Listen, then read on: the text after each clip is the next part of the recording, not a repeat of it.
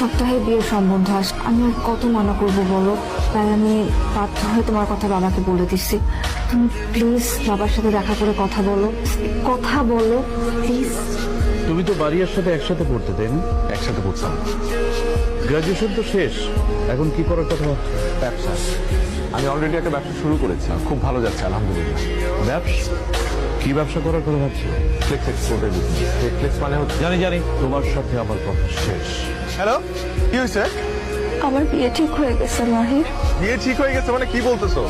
কোথেকে এক ইঞ্জিনিয়ার ছেলে ধরে আনছে, হ্যান্ডসাম স্যালারি, ব্রাইট ফিউচার। আমি তো তোমাকে কতবার বললাম, চাই না বাবা চাকরিজীবী ছেলে ছাড়া আমাকে বিয়ে দিবে না। আমার মনে হয় কি জানো, এই বিয়েতে তোমার বেশি একটা অমত নাই। মাহির, গুড বাই, আর কখনো আমি তোমাকে ফোন করবো না। ভালো থেকো।